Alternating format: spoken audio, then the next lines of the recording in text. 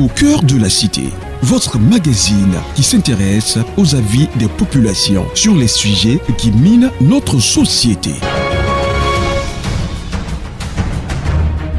Au cœur de la cité, une production radiophonique faite pour la population et par la population. Au cœur de la cité, c'est le citoyen lambda qui parle.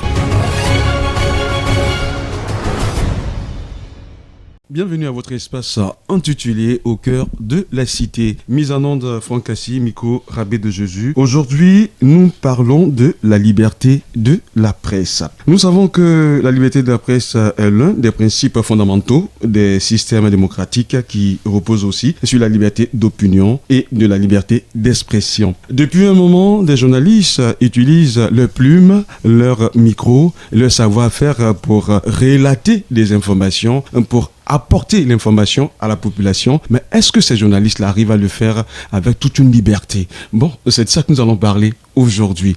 Je reçois aujourd'hui M. Désiré Kwame, connu sous l'appellation Isis Oreb. Il est journaliste professionnel, patron de presse. Bonjour monsieur. Bonjour. Et juste après lui, nous avons M. Didier Assoumou. Lui, il est de Abidjan.net. Il est journaliste. Bonjour monsieur. Bonjour à tous les auditeurs de Allo BFM. En Côte d'Ivoire, comme je le disais tantôt, plusieurs journalistes s'expriment et donnent leur avis sur l'actualité sociopolitique ainsi que culturelle de ce pays. Est-ce que vous pensez que ces journalistes arrivent à le faire? Oui, avec toute la liberté. Est-ce qu'ils disent ce qu'ils pensent réellement? Monsieur Assoumou, Didier. Bien, merci. Fondamentalement, donc, le journaliste est appelé à relater des faits qu'il a vécu en priorité lui-même. Donc, cela dit, je pense que la raison première donc, du journaliste, c'est de relater les faits à la société. Donc, pendant que le boulanger est dans sa boulangerie, pendant que le maçon est sur son chantier, pendant que le professeur est à l'école, le journaliste, lui, est chargé d'aller recueillir des informations, de les traiter et de les diffuser aux autres parties prenantes de la population. Donc ce rôle-là confère donc aux journalistes un statut particulier. Ce statut-là donc qui demande à ce que les informations lui soient livrées quand il souhaite afin d'informer donc en général la population. Il y a des avancées. Si on s'en tient donc au dernier classement donc de Reporters sans frontières, la Côte d'Ivoire a gagné quelques places. Elle occupe la 66e place au niveau mondial. Donc on pourrait dire qu'il y a des évolutions. On a la loi sur la dépénalisation du délit de presse qui existe également en Côte d'Ivoire. C'est une évolution. Mais tout n'est pas rose. Voilà. Donc pour que la liberté soit, je pense que beaucoup de choses restent à faire. Alors, M. Didier Assoumou dit que c'est vrai, il y a des avancées, mais tout n'est pas rose. M. Désiré Kwame. Oui, effectivement, merci. Tout n'est pas rose. Effectivement, c'est sur ça que moi je voulais rebondir. Et quand les journalistes sont interpellés dans l'exercice de leurs fonctions, alors que le médecin n'est pas interpellé dans l'exercice de ses fonctions, comme le journaliste l'est, quand on sait que des journalistes sont même emprisonnés au mépris de leurs droits élémentaires, sont en garde à vue et tout ça, même condamnés véritablement en Côte d'Ivoire, qui est d'abord un pays de paix, un pays de dialogue, qui est véritablement ce que le président Houphouët-Boigny nous a laissé de plus précieux, même si à un moment donné, Houphouët-Boigny disait que nous étions encore des journaleux et qu'il fallait qu'on avance, on n'avait pas encore cette loi qu'on trouve vraiment en chose.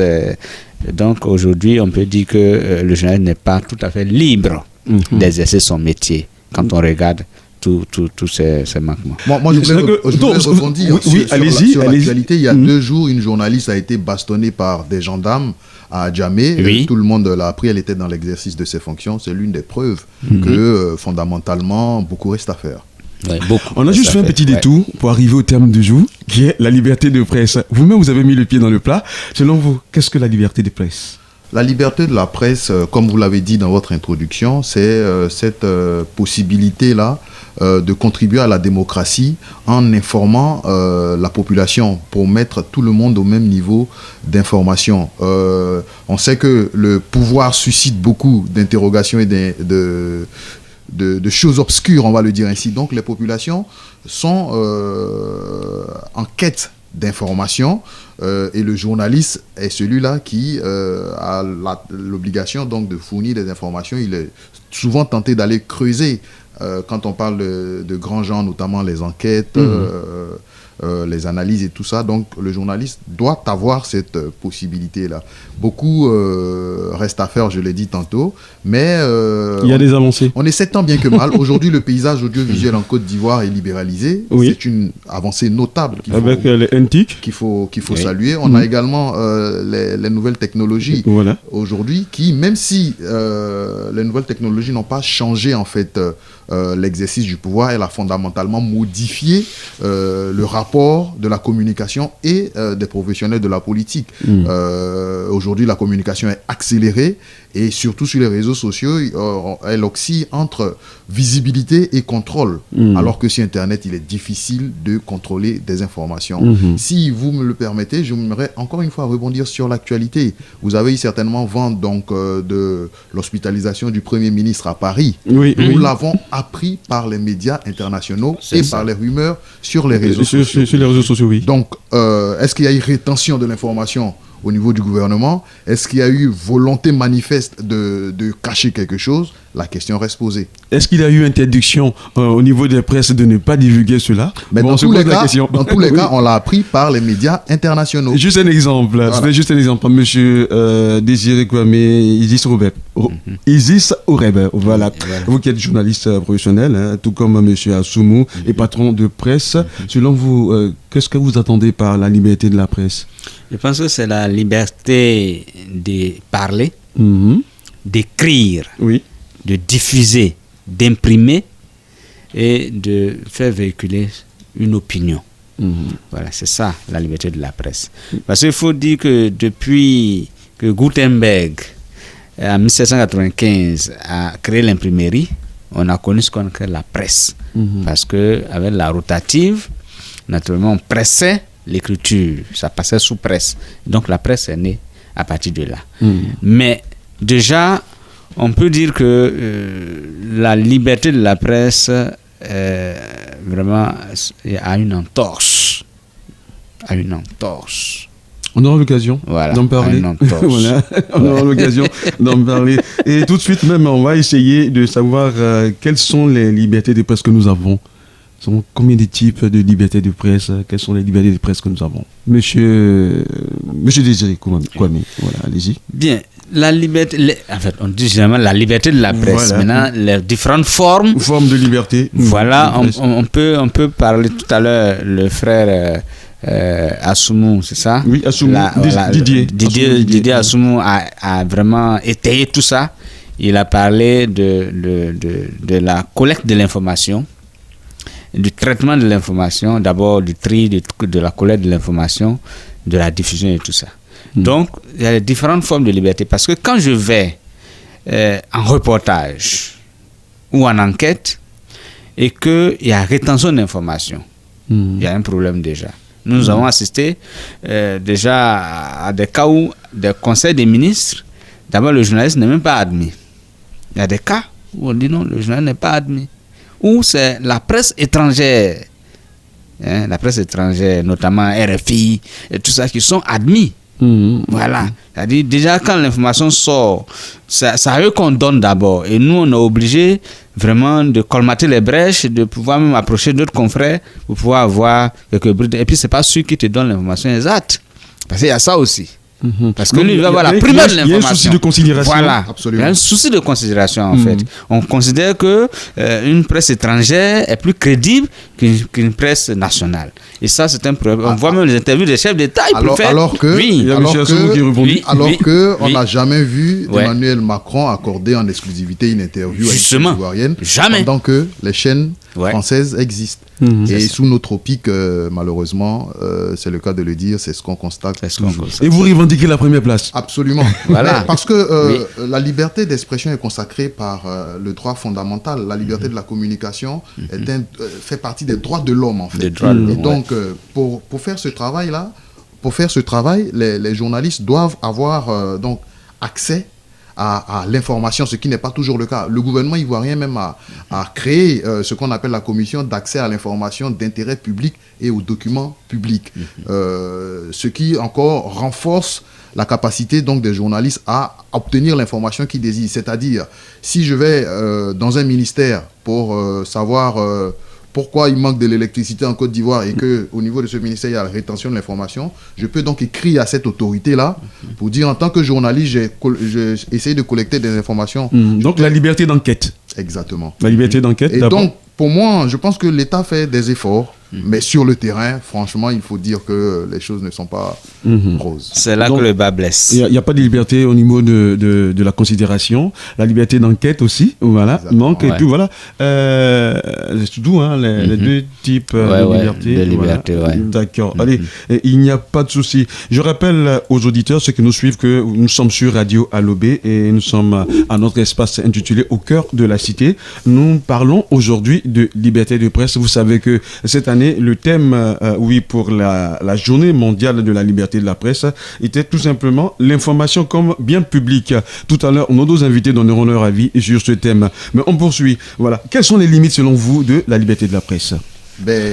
Quelle limite le journaliste parce qu'il peut être libre de mener ses enquêtes et autres, mais il y a aussi des limites à cette liberté-là. Je pense que le travail de journaliste est régi par la loi. C'est ça. On ne va pas épiloguer dessus. Et on parle de liberté, pas de libertinage. Oui, et donc, le journaliste, c'est un métier qui s'apprend, on fait des formations et il est régi par des règles d'éthique et de déontologie. Oui, donc, c'est déjà des balises qui accompagne le journaliste dans l'exercice de ses fonctions, de telle sorte que dans ce cadre de la liberté-là, le journaliste ne déborde pas dans ce cadre donc de la liberté qui lui est permis dans le cadre de l'information des populations. Cela dit, je pense que l'information, c'est comme l'air que l'on respire. Tant qu'on n'en a pas... on n'est pas empêché d'avoir accès à l'information, on se dit que c'est tout normal. Mais figurez-vous, un jour, sans Radio Alobé à Bingerville, sans la RTI, sans les journaux, la population panique tout de suite. Donc c'était ce rôle primordial-là qu'il faut reconnaître à la presse et aux journalistes, de sorte que l'information, une fois bien partagée, une fois bien comprise par les populations, permette aux gouvernants donc d'exercer leurs activités dans le calme. D'accord. Oui, effectivement, parce que je me souviens, j'étais à une réunion quelque part quand la télévision était coupée par moment. Déjà, on m'a appelé de la maison pour me dire: ah, mais Des, il y a un problème dans le pays, là, il faut rentrer parce que on dirait qu'il y a un problème. Parce que déjà, la RT avait du mal à émettre. Une panne, Justement, c'était juste une panne. Voilà, tout de suite, on pense à quelque chose de grave, à quelque chose qui arrive dans le pays. Donc jusqu'à où on peut aller en matière de limite, en matière de limite, la liberté de presse, où est-ce qu'on peut aller? Il faut dire que, comme l'a si bien dit, le journalisme est un métier qui s'apprend. Voilà, ça prend, c'est vrai, dans toute corporation il y a des brebis galeuses, et donc c'est pourquoi il y a vraiment les organisations comme l'OLPED, etc. pour pouvoir... Oui, je rebondis sur vos propos. Les brebis galeuses, c'est vrai, on nous dit souvent qu'il y a des journalistes ils ont des dessous de table pour déformer l'information. Le plus souvent, ça arrive quand même. Est-ce qu'en ce moment-là, on peut parler de liberté d'expression, liberté de la presse et autres, parce que si une information est déformée, ce n'est plus de l'information, c'est l'intox. C'est ça. Maintenant, c'est possible. C'est possible. Oui, il y a un autre souci. Parce que à côté de ceux qui, peut-être par toute forme de contrainte, par des dessous de table, etc., peuvent déformer ou toute l'information, il faut tenir compte aussi de ce qu'on appelle les rats de la presse. Les rats de la presse. Voilà. Voici un terme aussi dont on va nous parler maintenant. Voilà, parce que les rats de la presse. Il y a les rats de la presse, parce que je peux être dans un organe de presse aujourd'hui et puis demain je ne suis plus. Mais je suis piqué depuis longtemps par le virus de la presse, donc du journalisme, donc je veux rester en activité. Et donc je m'invite moi-même aux manifestations, je m'invite aux conférences de presse, je m'invite aux reportages, et donc j'écris, mais ça ne paraîtra nulle part, ça ne se diffusera nulle part. Donc il y a ce cas-là aussi. Ça veut dire que quelque part, il faut donner plus de moyens aux organes de presse, aux médias, pour pouvoir vraiment faire le travail qu'il faut. Parce que si mon journaliste n'a pas pu aller sur le terrain, vous voyez, il y a une conférence de presse, mon journaliste ne peut pas aller parce qu'on n'a pas de moyen de le faire partir. Automatiquement, quelqu'un s'invite là-bas et il dit qu'il vient de la part de ce journal ou de ce média. Et donc, lui, il est un rat de la presse. En fait, il n'existe pas dans nos effectifs, mais il va, puisqu'il sait que nous sommes absents, donc il se présente comme tel là-bas et il recueille l'information, mais qui ne sera pas diffusée ou publiée. Il prend les PDM. Il prend les PDM, justement. Le motif, c'est les PDM. Donc voici un peu, et d'autres avantages. D'accord, voilà. M. Assoumou, il vous est arrivé un moment où vous avez sorti un papier et tout de suite le marteau est venu de quelque part où on vous a dit de ne pas divulguer cela, de ne pas... Voilà. Ça arrive. Ça arrive tous les jours. Et le plus souvent, ça vient de qui? Quand c'est comme ça? Des autorités, bien entendu. Il y a des choses qui ne doivent pas être connues de tous. Donc, quand le journaliste, lui, révèle ces informations, c'est sûr qu'il y a des couacs. Pour moi, en tout cas, ma définition du journaliste, c'est celui qui est intéressé par le fait que le train n'arrive pas à l'heure. Quand le train arrive à l'heure, c'est normal. On doit peut-être féliciter le conducteur et l'entreprise parce que le train est arrivé à l'heure. Mais moi, en tant que journaliste, ce fait-là ne m'intéresse pas. C'est pourquoi le train n'est pas arrivé à l'heure qui suscite en fait l'interrogation et donc une enquête, une analyse, un dossier, n'importe quoi sur le fait que le train ne soit pas à l'heure. Donc que les autorités comprennent que le métier de journaliste, c'est pas seulement de caresser les gens dans le sens des vels, voilà. En tout cas, pour moi, c'est contre ma vocation. Vous savez, le journaliste, c'est quand même une vocation. Donc, bon, on pourrait dire que vous dites rouge quand c'est rouge et vert quand c'est vert. Absolument. Maintenant, l'autre contrainte qu'on a, c'est les organes de presse. Est-ce que les organes de presse sont eux-mêmes indépendants, quand on sait qu'ils sont toujours affiliés en majorité à des partis politiques ou là, il n'y a plus de liberté d'expression. Ouais. Bon. Il y a juste voilà une ligne qu'il faut suivre. Voilà la contrainte. Oui.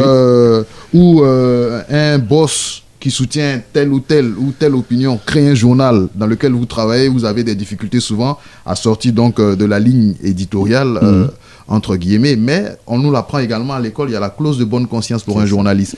J'écris dans un journal, je dois révéler une information, mon directeur de publication ou mon patron me dit de ne pas révéler cette information, je peux utiliser la clause de conscience pour démissionner et rester toujours dans mes droits. Moi, pour revenir à la question, il m'est arrivé plusieurs fois d'être interpellé par des autorités sur des faits que je n'aurais pas dû diffuser. Ce qui arrive avec Internet, contrairement aux journaux papier, il est difficile de contrôler Internet. Quand je suis en reportage, je suis en majorité en direct. Il est arrivé une fois où un ministre aurait déclaré lors de la Covid que des Européens ont été arrêtés à Sassandra parce qu'ils fuyaient la Covid en Europe. Sauf que le ministre lui-même n'avait pas vérifié cette information et le disant au cours d'une conférence de presse, nous l'avons diffusé en direct. Donc l'Union européenne a interpellé le ministère et moi et l'organe pour dire effectivement c'est des Européens mais c'est pas des Italiens comme l'avait annoncé le ministre et qu'ils n'avaient pas fui la Covid, ils étaient à Sassandra pour un camp de vacances. Donc l'information étant en direct, on n'a pas pu. Vous n'avez pas pu maîtriser. Voilà, c'est parti, c'est du direct. La difficulté qu'on a aujourd'hui, c'est qu'un homme politique, un acteur de développement, n'importe qui s'adresse à la presse, doit retourner 7 fois sa langue avant de parler. Pour moi, il n'y a pas une autorité au-delà d'un ministre quand il donne une information. Donc le plus souvent, les fausses informations, ça ne vient pas de vous, mais ça vient peut-être des personnes qui les sortent, mais vous ne faites que relayer l'information. Moi, c'est ce que je dis, parce que si je m'en tiens également à la définition du journaliste, il faut s'en tenir aux faits. Donc, qui l'a dit? C'est le ministre. Si un individu dans la rue donne une information comme quoi des Européens ont été saisis à Sassandra, moi, soit je vais à Sassandra, soit je vais rencontrer le ministre ou le maire de Sassandra pour dire, écoutez, voici l'information que j'ai. Mais là, c'est le ministre lui-même qui est président du conseil régional de cette région qui l'affirme. Et vous étiez en direct en plus. Et voilà. Avec le direct, on ne peut pas rattraper. Et je précise même que l'information qu'il avait donnée n'avait rien à voir avec la cérémonie dans laquelle nous étions. Il voulait juste faire du sensationnel. Et là, paf, c'est parti. Donc, après, quand l'Union européenne me demande de retirer l'article, je dis non. L'article est diffusé. Vous pouvez, comme on nous l'apprend également à l'école, faire un droit de réponse. Moi, je n'ai pas inventé en fait cette information. L'information vient des ministres. Et donc, dans la presse, il y a la possibilité d'exercer un droit de réponse au ministre. Comme ça, moi, j'ai les 2 articles sur ma page, de sorte que les populations elles-mêmes fassent le distinguo entre le vrai du faux. Mais moi, je m'en tiens à un fait révélé par un ministre. Et il arrivait une autre fois où une personnalité avait un parent à l'hôpital en France, et l'AFP a révélé en fait la maladie donc de l'enfant de cette personnalité.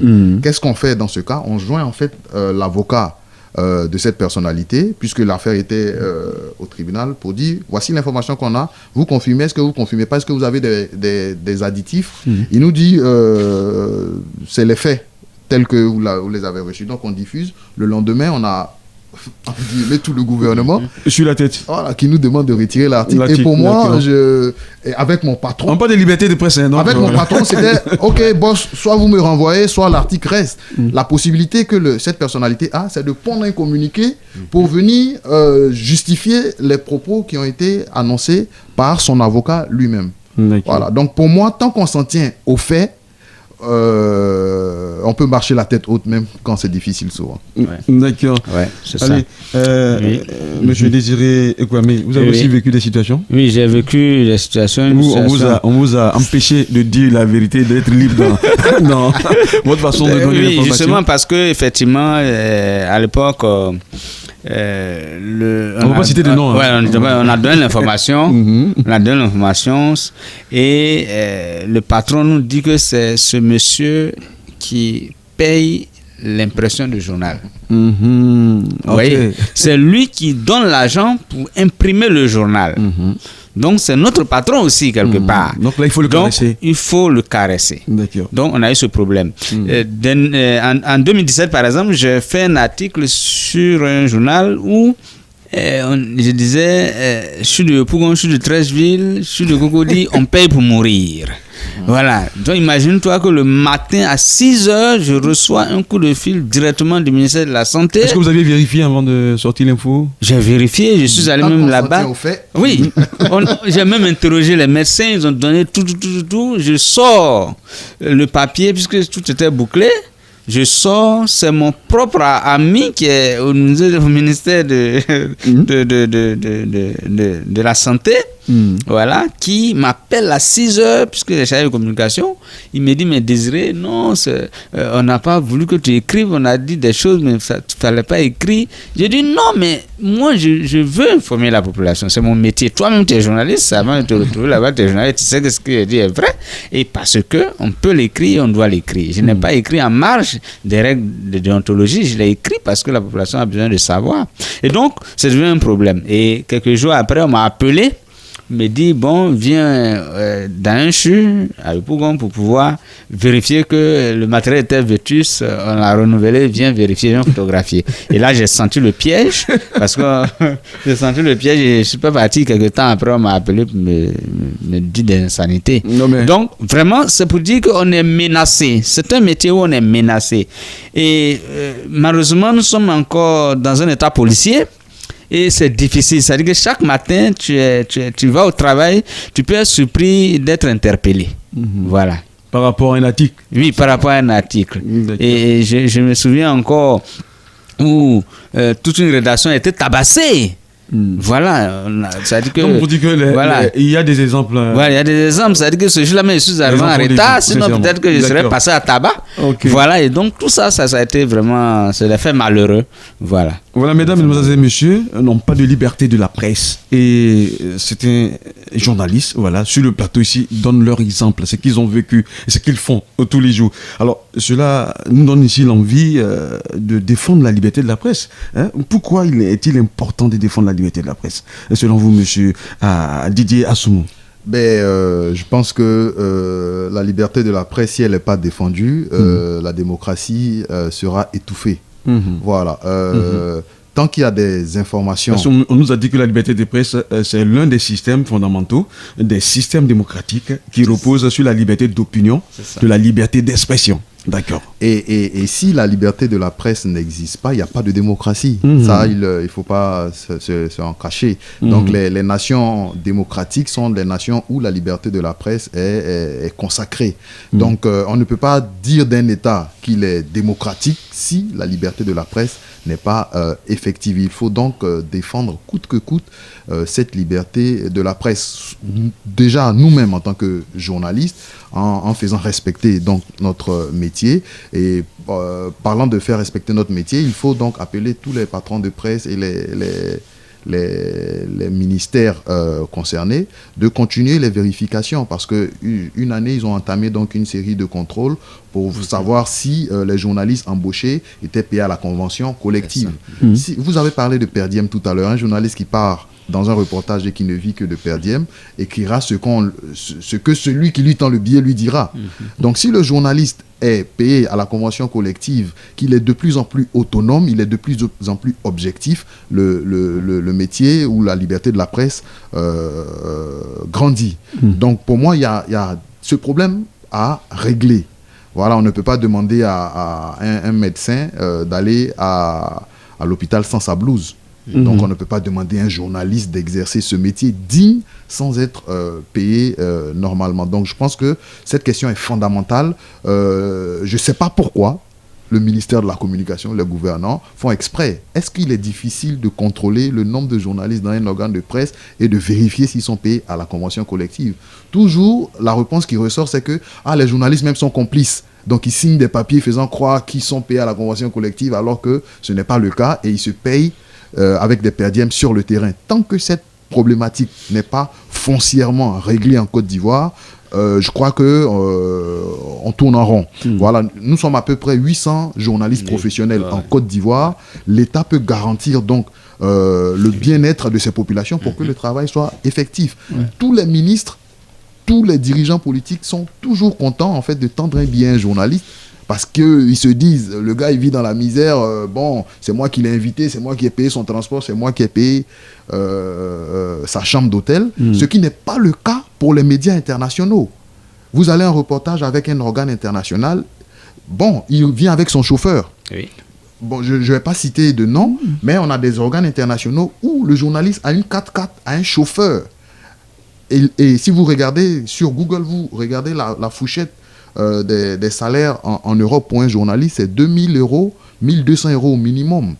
Voilà. Donc, qu'est-ce qui empêche donc les dirigeants ivoiriens de garantir cette liberté? Parce que tant qu'on crée des journaux où les journalistes sont mal payés, tant qu'on crée des radios où les journalistes sont mal payés, le travail sera mal fait. Voilà. D'accord. Moi, je vais aller un peu encore... Monsieur Désiré Kwame. Oui. Alors, vraiment, ce qu'il dit est très intéressant, le frère Didier Assoumou.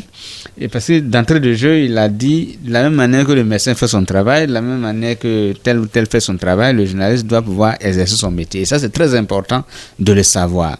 Lorsque nous sommes dans un État organisé comme la Côte d'Ivoire, et qu'on voit la précarité de vie des journalistes dans leurs conditions de travail et de vie, et qu'on veut aider les journalistes, qu'une loi sur la presse est faite et même modifiée et réadaptée, et qui contient encore, malheureusement, l'œuvre humaine n'est jamais parfaite, quelques insuffisances, il faut se dire quelque chose. On ne veut pas créer le fonds de soutien et de développement de la presse, alors que le personnel du fonds de développement et de soutien de la presse émarge sur le même fonds. Ça, c'est un problème déjà. Il faudrait que ce soit des fonctionnaires détachés qui puissent gérer le fonds. On peut être d'accord, ou même carrément remettre le fonds aux journalistes eux-mêmes.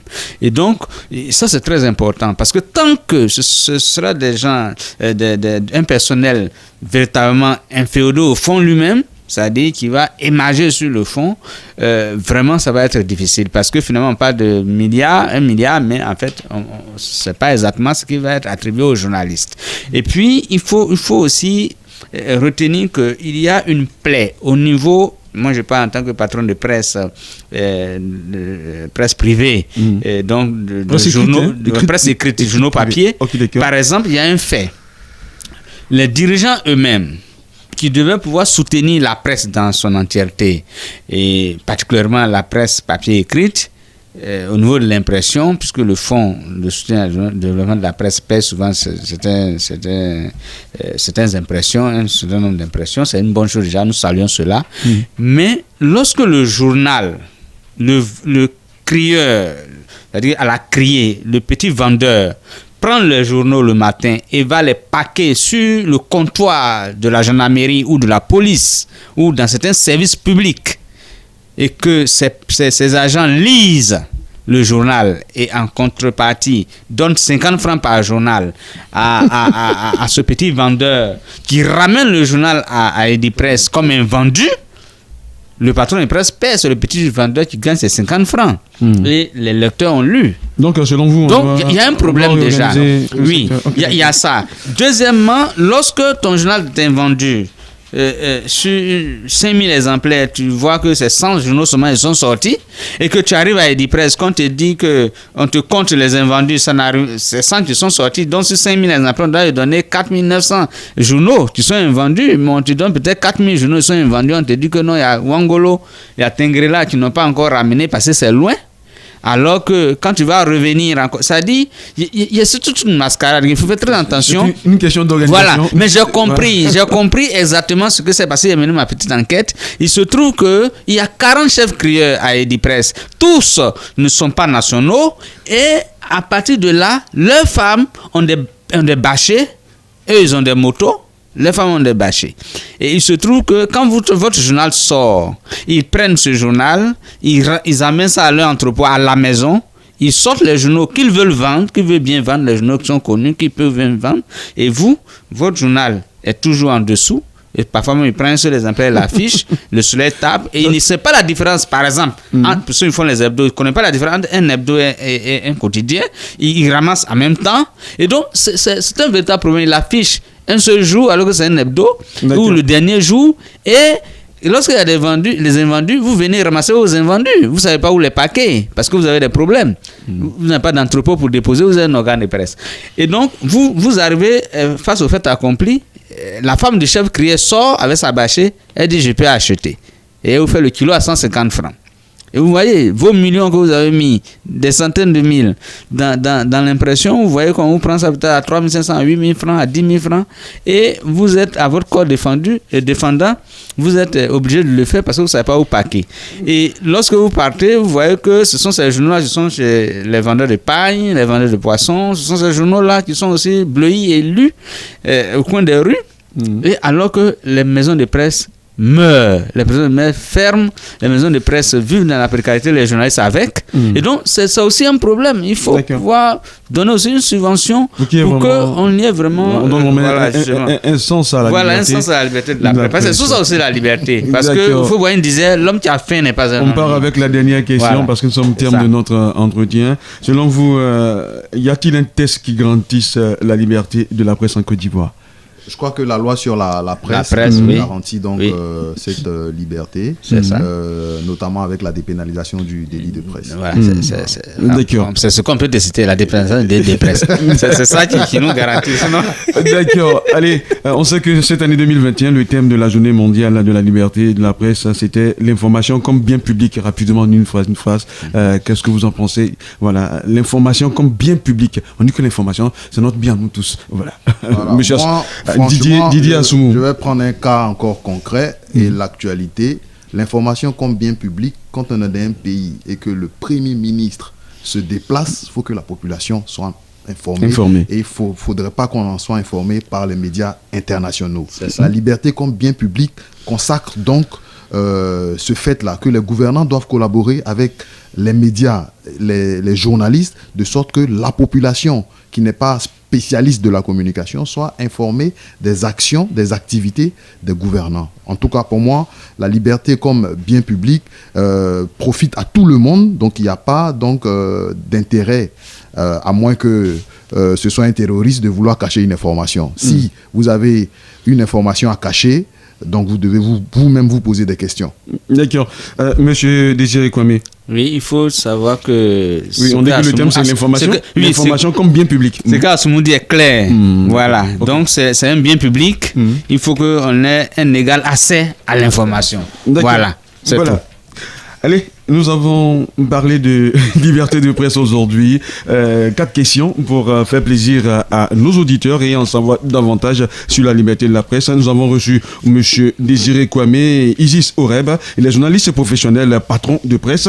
Nous avons également échangé avec M. Didier Assoumou qui, lui, est journaliste à Abidjan.net. Merci d'être passé dans les locaux de Radio Alobé. J'espère qu'on retourne en liberté. Hein. Avant d'attendre. Merci à Franck Kassi pour la mise en onde. Je vous retrouve une autre fois pour un autre numéro de Au cœur de la cité. Merci. Au cœur de la cité, votre magazine qui s'intéresse aux avis des populations sur les sujets qui minent notre société. Au cœur de la cité, une production radiophonique faite pour la population et par la population. Au cœur de la cité, c'est le citoyen lambda qui parle.